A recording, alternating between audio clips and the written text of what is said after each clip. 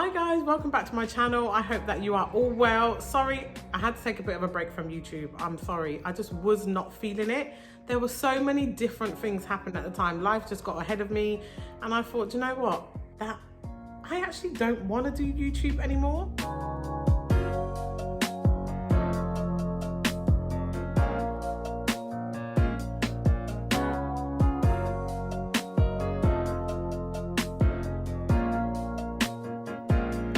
So this video is going to be a little bit different from me. If you don't like the sound of my voice, then I suggest you skip, because I just want to have a chat and get a few things off my chest and basically give you guys a reason why I decided that I actually don't want to do YouTube anymore.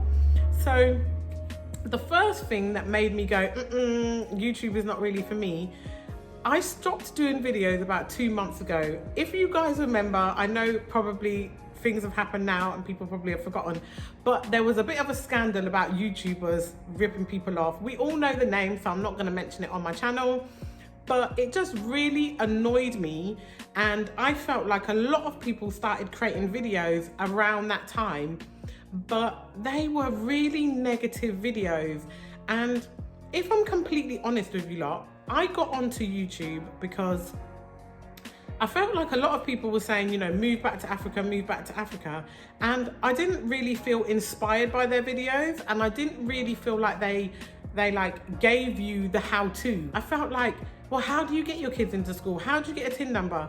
Actually, one of the things that made me get onto YouTube, or one of the videos, was I was looking to see how you get a TIN number, because I like to do my own research, even though my husband is Gambian. So I started looking on YouTube and I watched a full 18-minute video from a real popular YouTube family, and I still did not know at the end of that video how you get your TIN number.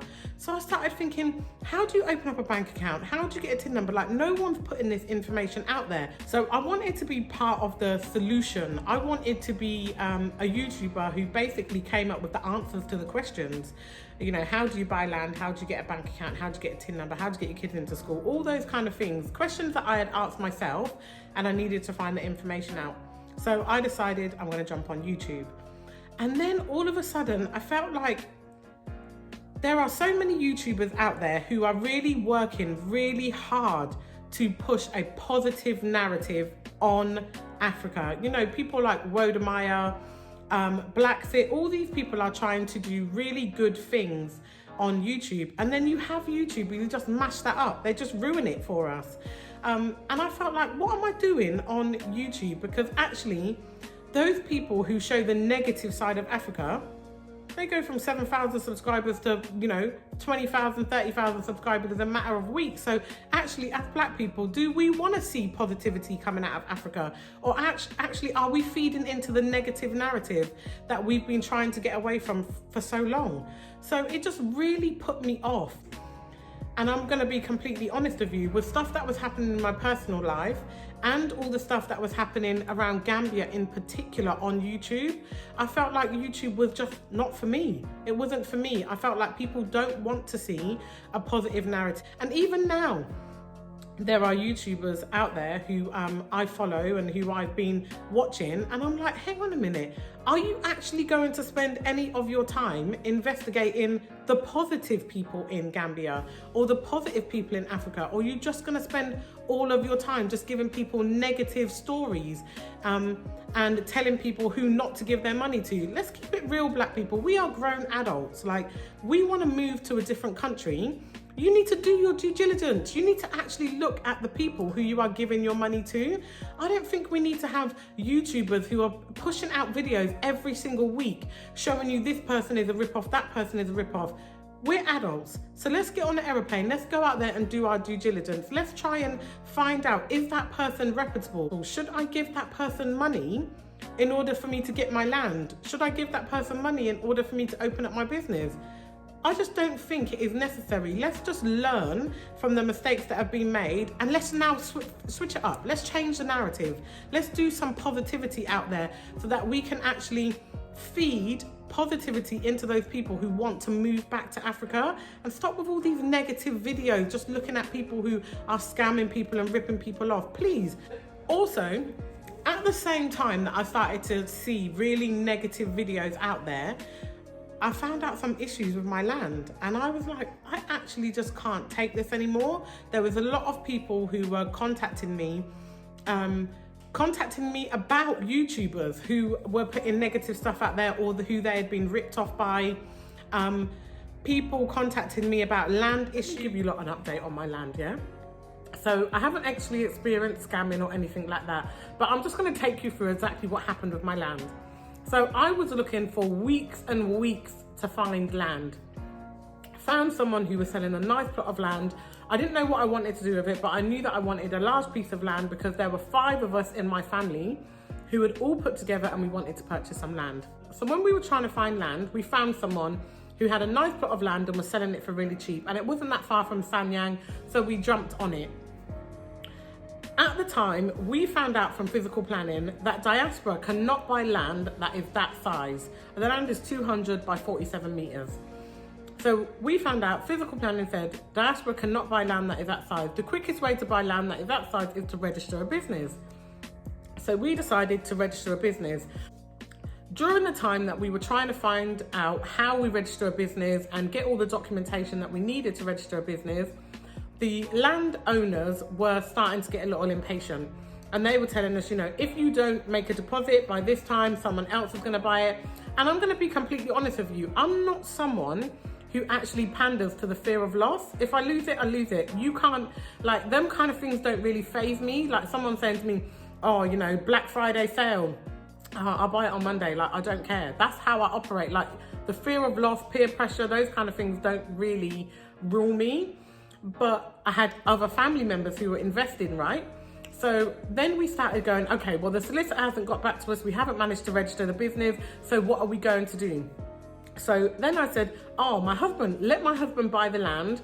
Spoke to physical planning myself, and they explained to me, if my husband buys the land, what we can do once the business is registered to move the business over into, to move the land over into the business name. They explained to us what we can do.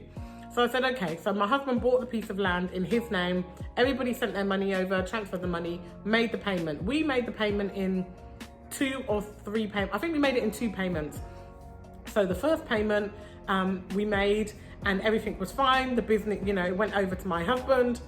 He did the registration, and we said, okay, by the time we go to do the official transfer, the business would have been registered, and then we can actually start the process of registering the land in the name of the business and not my husband's. So we ended up paying for the whole piece of land and started the process to move the land from my husband's name over to the business name, only to find out that Diaspora cannot buy the land. So the reason why we can't buy the land is because, you know, this TDA, so that is Tourist Development Area, 800 meters from the sea is the Tourist Development Area, or Tourist Development Authority, 800 meters from the sea. So just so you all know, when you get to that 800 meters, between 800 meters to 1,500 meters from the sea, actually can only be sold to Gambians. Diaspora cannot buy 800 meters from the sea to 1,500 meters from the sea. And our land is 1,100 meters from the sea to 1,300 meters from the sea. So the sea is here and our land goes that way. So basically, when we went to go and do the official transfer, we were told by physical planning, sorry, this business is registered to non-Gambian citizens, therefore the land cannot be transferred. Like, I actually wanted to cry, because it wasn't just my money, it's everybody's money. Like, it's my whole family who have put money in to buy this plot of land, and now we actually can't even have the land in our name. If we wanted to develop the land, if we wanted to spend any more money, like, you know, building our houses, or we actually wanted to build some houses, do some residential on it, and do a tourist attraction, but the land cannot be in our name. So I was really, really upset by this. This really affected me because I'm the type of person, I don't like to take other people's money for an unsure investment. As you guys know, I'm a very solution-focused person, so it didn't take me long to figure out, okay, this land cannot be, we can't develop the land ourselves, build our own houses on, because it's never going to be in our name, and we can't actually sell it to diasporans. So what can we do? Demarcate the land and sell it to Gambians. So for those of you who don't know, from my previous video, the land is based in Samboyan, which is a village that is just about 8 minutes drive from Sanyang on the main coastal highway. It's on the right hand side, about 8 minutes drives down. And as you can see, we've managed to flatten most of the land. This is a access road that we created that takes you to the 200 by 47 meter plot. So this is the land, guys. As I've said, the land is 200 meters by 47 meters. When you demarcate it and you take out the access roads and the road that has to go down the middle of the plots, you get about 18 plots of 20 by 20 on the land. If there's any Gambians out there watching this video and you're interested in buying a plot of land from us, then please do contact me. My email address will be in the description box below, and I'll send you over the brochure with all the details.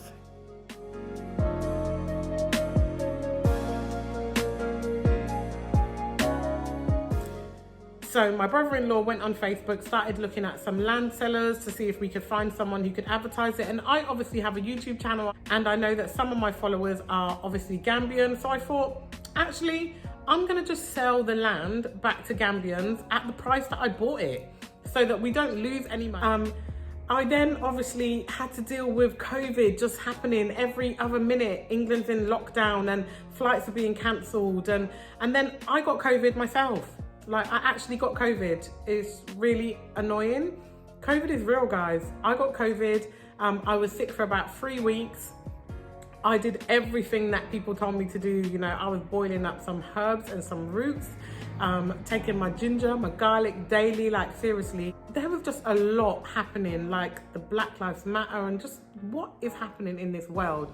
It just really, really took its toll on me. And I just decided, I just want to take a break. So there you have it, guys. I felt like I needed to give you guys an update. Thank you to everybody who reached out to me, asking me what has happened. You know, people were actually concerned, saying you need to let us know what's going on because we're concerned about you. So I really appreciate it. And as you know, I love all my subscribers. Please do not forget to like, share, and subscribe. Take care, guys.